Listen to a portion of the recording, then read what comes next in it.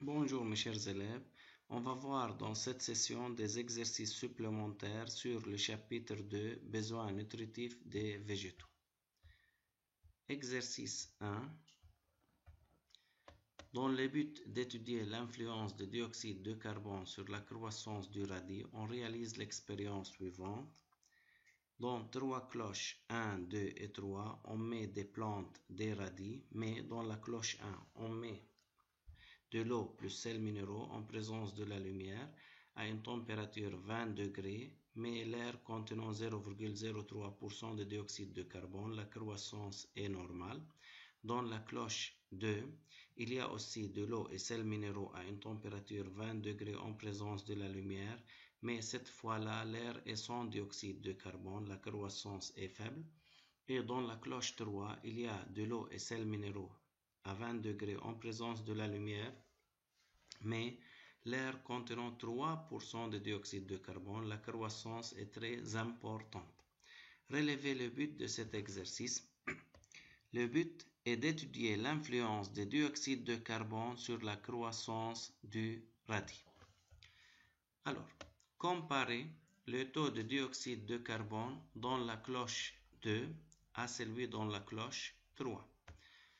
Alors, la quantité de dioxyde de carbone dans la cloche 2 est 0%, car on a dit que l'air sans dioxyde de carbone, c'est-à-dire 0%, plus petite ou bien on dit inférieure que celle dans la cloche 3 qui est 3%. Si on commence par la quantité de dioxyde de carbone dans la cloche 3 est 3%, on dit alors est plus grande que celle dans la cloche 2 qui est 0%. Comparez la croissance du radis dans ces trois cloches. La croissance du radis dans la cloche 3 est plus importante que celle dans la cloche 1, mais cette croissance dans la cloche 2 est plus faible que celle dans les deux autres cloches 1 et 3. Tirez une conclusion. Conclusion, le dioxyde de carbone est nécessaire pour la croissance et le bon développement des plantes. Représentez les conditions et les résultats de cette expérience dans un tableau. Alors, cloche 1, la quantité de dioxyde de carbone est 0,03%, la croissance est importante. Dans la cloche 2, la quantité de dioxyde de carbone est 0, la croissance est faible. Dans la cloche 3, la quantité de dioxyde de carbone est 3%, la croissance est très importante. On met un titre, tableau montrant la quantité de dioxyde de carbone dans chaque cloche ainsi que les résultats obtenus. Exercice supplémentaire 2. Afin de déterminer les besoins des plantes blé en sels minéraux azote, la quantité recommandée pour une bonne croissance, un agriculteur a réalisé une expérience dont les résultats sont représentés dans le graphe suivant. Alors, ce graphe représente la variation de la quantité du blé en fonction de la quantité d'engrais ajouté. Alors, posez le problème étudié. Le problème doit être écrit sous forme d'une question. Problème, quels sont les besoins en sels minéraux des plantes et quelle est la quantité recommandée pour une bonne croissance? Analysez le graphe obtenu. Comme vous voyez dans cette graphe, on a la quantité du blé en fonction de la quantité d'engrais. Alors, lorsque la quantité d'engrais ajouté est 15 kg, la quantité du blé est 100 kg par hectare. Cette quantité du blé produite augmente jusqu'à une valeur maximale de 300 kg par hectare avec l'augmentation de la quantité d'engrais ajoutée à une valeur de 45 kg. Ensuite, au-delà de 45 kg d'engrais, la quantité du blé diminue pour atteindre 250 kg par hectare pour une quantité d'engrais égale à 60 kg. Relevez la quantité optimale d'engrais que l'agriculteur doit l'ajouter pour avoir une bonne croissance. Alors, la quantité d'engrais optimale c'est-à-dire maximale, pour avoir une bonne croissance et la quantité nécessaire pour produire une quantité maximale de blé, alors c'est de 45 kg. Transformez le graphe ci-contre en un tableau. Alors, on met quantité de blé en bas du tableau et quantité d'engrais ajouté en haut.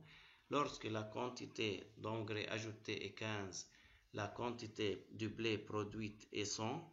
Lorsque la quantité d'engrais ajouté est 30, la quantité d'engrais de blé produite est 200. Lorsque la quantité d'engrais ajouté est 45, la quantité de blé produite est 300. Et lorsque la quantité d'engrais ajouté est 60, la quantité du blé produite est 250 kg. À noter que le tableau a besoin d'un titre, tableau montrant la variation de la quantité de blé produite en fonction de la quantité d'engrais ajouté.